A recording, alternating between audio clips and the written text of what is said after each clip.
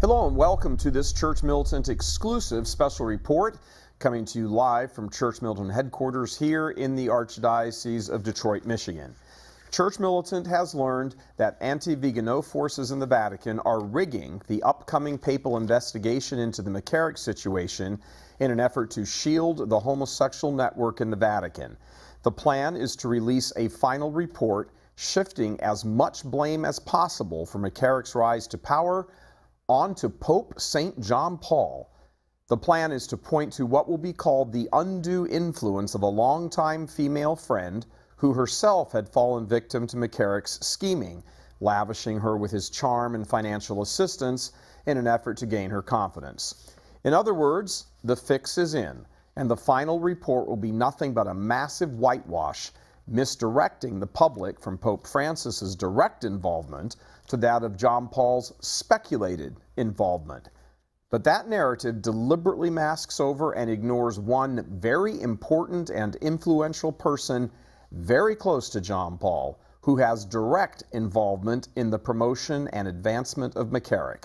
Now, as a quick review, some 80 U.S. bishops have been calling for a thorough and independent investigation into McCarrick's rise following Archbishop Carlo Vigano's bombshell testimony that Vigano himself, while acting as papal ambassador to the United States, had personally informed Pope Francis of McCarrick's homosexual predation of seminarians and priests as early as 2013, shortly after Francis was elected.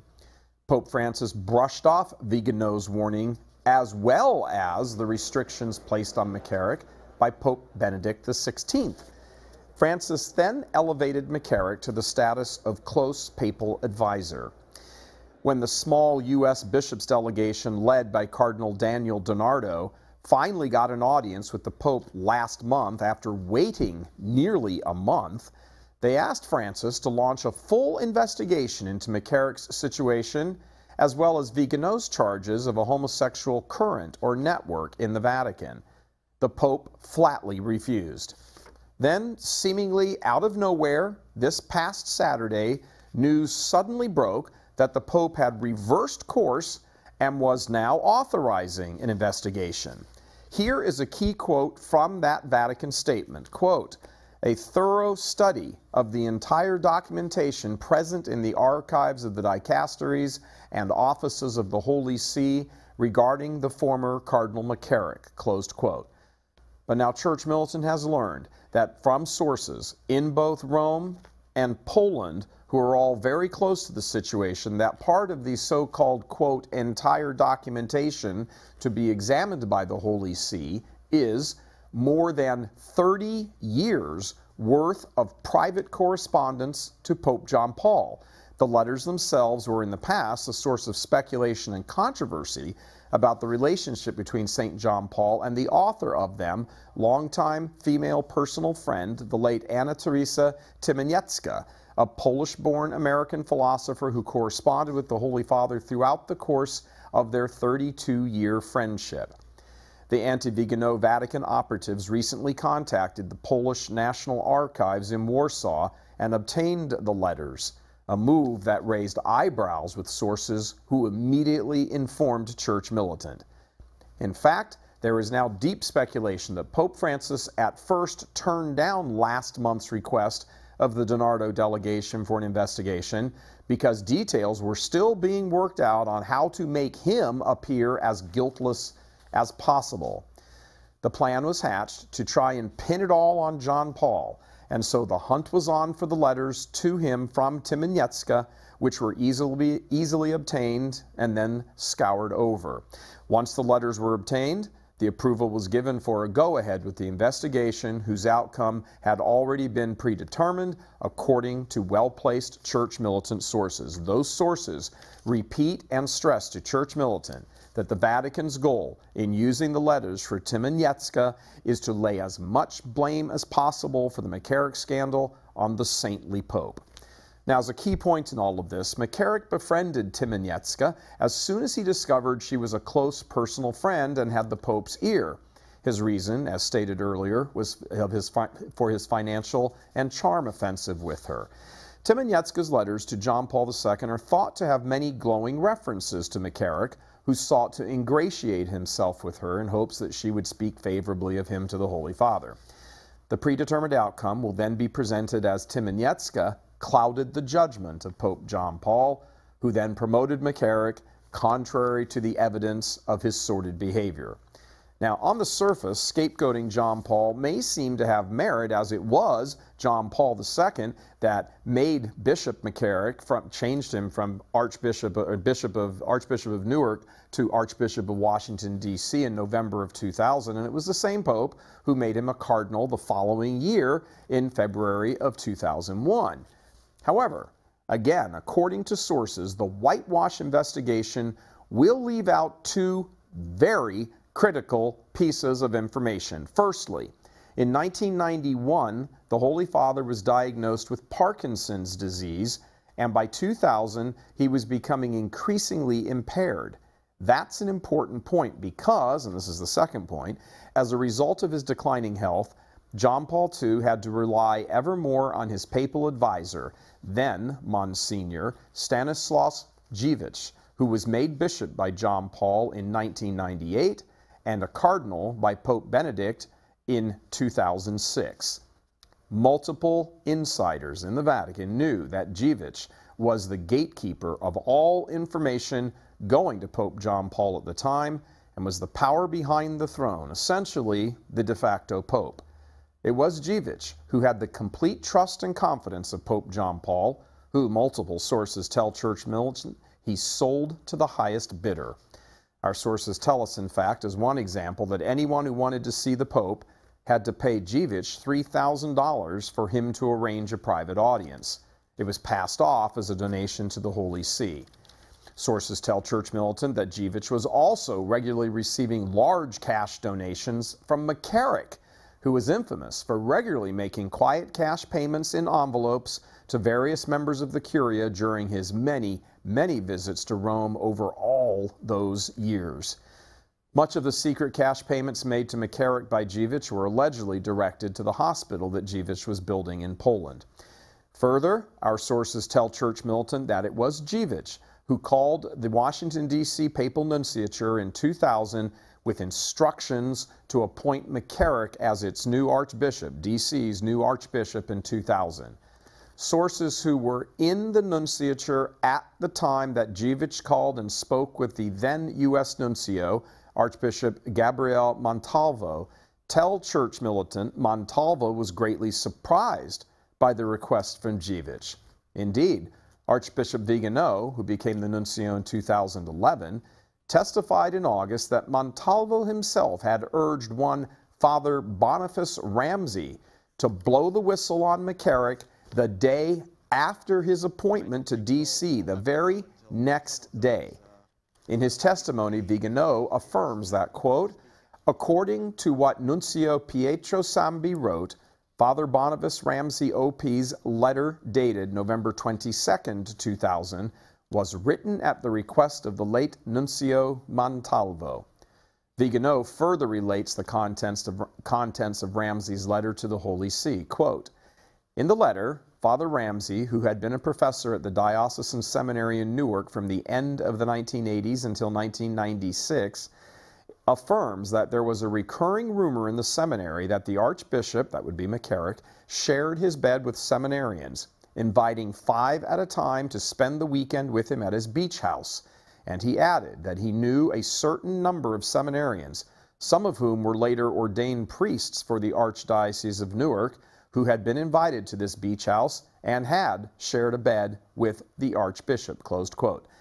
Vigano also notes that then Vatican Secretary of State Cardinal Angelo Sodano never informed the nunciature in Washington of any measures taken by the Holy See following Ramsey's letter, leaving open the question, was anything ever done at all?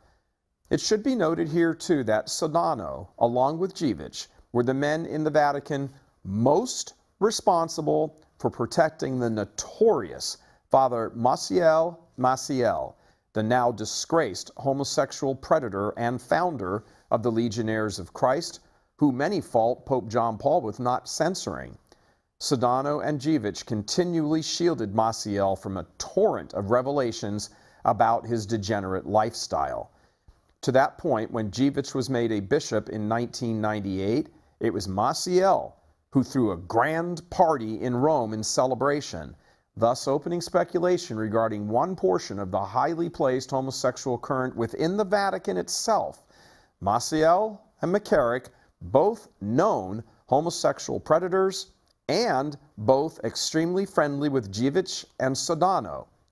All these men were trusted by Pope John Paul and worked in concert with each other to present the best possible picture of all the others to the sickly saint. In getting m.rekinek appointed to Washington, not only did Dziwisz call Washington's nuncio, then Archbishop Montalvo in D.C., but he also personally contacted the Congregation for Bishops in Rome. Church Militant has also confirmed that in the run-up to m.rekinek's transfer from Newark to D.C., it was Dziwisz who picked up the phone to tell the prefect of bishops, then Archbishop Giovanni Battista Re, that, quote, "It would please the Holy Father if m.rekinek were to be translated from Newark to Washington." Incidentally, Re, who initially opposed m.rekinek's appointment to Washington in 2000, was made a cardinal along with m.rekinek the following year in February of 2001. John Paul has received lots of criticism for his failure to act with regard to Maciel, who raped each of his own 2 illegitimate teenage sons, among many others, including multiple young children. But what's important here is to note that the same dynamic was at play with m.rekinek, all of this creating a blind spot for John Paul. Homosexual predators aligned themselves with greedy power brokers in the Vatican and used their money and influence to buy protection and cover for their sexual evils. Church Militant sources explicitly confirmed to us the veracity of Vigano's statement that m.rekinek had, quote, "financial means to influence decisions." So, any final report of the investigation coming out from the anti-Vigano forces in the Vatican, which tries to lay the blame for the m.rekinek scandal at the feet of John Paul being unduly influenced by a longtime female friend, will conveniently overlook and ignore the sinister activities of known homosexual predators and their allies very close to the Pope. Our sources tell us any final report not revealing this bottom line information will be a flat-out lie. And here's a final note. There is a grave doubt whether St. John Paul was ever even told the truth about m.rekinek. We don't know. There is no doubt that Pope Francis was told and revived his career anyway. Reporting from the Archbishop Fulton J. Sheen studio here at Church Militant headquarters in Detroit, this is Michael Voris. God love you.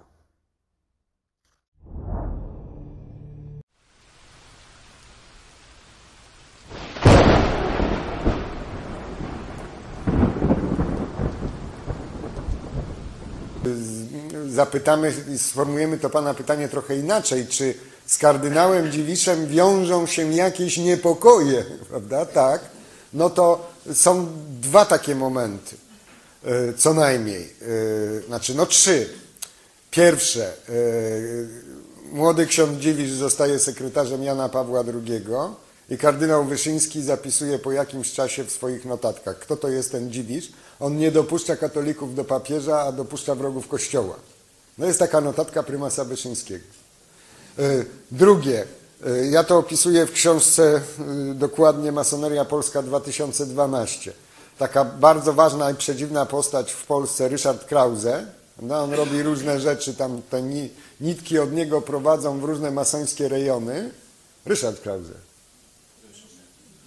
Bo ja tych Krauzech mylę. I w pewnym momencie Krause kupuje ten dom Jana Pawła II i podarowuje go Dziwiszowi i później Krause jest ścigany w Polsce, chcą go zamknąć do więzienia, ponieważ przelewa pieniądze na firmę King & King, która to zresztą firma za te pieniądze, to w następnej książce to opisuje, kupuje Gazetę Polską na jakiś czas. To Krause za to, że dał pieniądze firmie King & King, grozi mu więzienie, ponieważ naraził swoją firmę i akcjonariuszy na straty, bo ta King & King nigdy nie oddała. On to niby pożyczył i on ucieka z Polski i udaje się do Rzymu. W Rzymie spotyka się z kardynałem Dziwiszem, rozmawiają 2 godziny i później rzecznik prasowy kardynała mówi, że rozmawiali o kolorach ścian w tym domu Jana Pawła II. I Dziwisz z Rzymu przylatuje z powrotem do Polski, już mu nic nie grozi, Sejm się zbiera w trybie natychmiastowym i odwołuje ten paragraf, z którego Krause mógłby pójść siedzieć. Więc to jest jakby drugie. No i trzecie, kardynał Dziwisz nieustanną i wielką opieką otacza rycerzy Kolumba. O tych rycerzach Kolumbach będzie w mojej najnowszej książce Masoneria 2017, bo chciałem nawet oddzielną książeczkę o nich napisać, ale stwierdziłem, że lepiej to dać w tej masonerii. I teraz w Polsce rycerze Kolumba wyglądają bardzo pobożnie. Może z paroma tam takimi niepokojącymi momentami. Natomiast w Stanach Zjednoczonych, jak sobie zajrzymy na strony internetowe rycerzy Kolumba, no to oni cały czas ściśle współpracują nie tylko z Rotary Club, ale z masonerią. Rączka w rączkę z masonerią. I są zdjęcia z ich wspólnych imprez, z tego jak sobie podają ręce, jak się razem bawią i tak dalej. Na stronach masonerii amerykańskiej jest napisane, że rycerze Kolumba to jest wspaniała organizacja, która pomaga masonerii realizować jej plany i rycerze Kolumba na to nie reagują. No i w Polsce rycerzy Kolumba się nazywa braćmi, natomiast w Stanach Zjednoczonych jest na stronach rycerzy Kolumba mówi się o agentach ubezpieczeniowych, prawda? Mówi się o tym, że agent taki a taki zarobił tyle a tyle dla rycerzy Kolumba i w związku z tym on z żoną mogą pojechać na Hawaje na koszt rycerzy Kolumba tam na 2 tygodnie i dostał tam jakąś złotą gwiazdę czy coś tam. I teraz w Polsce o tym się nie mówi, nie piszą o tym na stronach rycerzy Kolumba, natomiast jak się zajrzy na poszuka dobrze, no to oni mają taką swoją fundację. Na czele rycerzy Kolumba i na czele tej fundacji stoi człowiek, który kiedyś był na czele jednej z firm ubezpieczeniowych w Polsce i później było masę procesów od strony klientów z tą firmą. I ta fundacja ma prawo, nie ma prawa do prowadzenia działalności ubezpieczeniowej, chociaż taki jest sens rycerzy Kolumba, ale ma prawo do prowadzenia działalności hazardowej, ruletki pływające po morzu i inne formy hazardu w stosunku do tych wymienionych wcześniej form hazardu, z czego można by wyciągnąć wniosek jedyny, jak się wydaje, że w Polsce rycerze Kolumba to jest tylko hipoteza, to by wskazywało na to, że oni się zajmują derywatami, a nie ubezpieczeniami. Derywaty to są pochodne instrumenty finansowe, które nie gwarantują ubezpieczenia, natomiast gwarantują wielkie zyski temu, już mówiąc tak bardzo krótko, temu, kto te derywaty wytwarza. Jest to bardzo niebezpieczny instrument finansowy.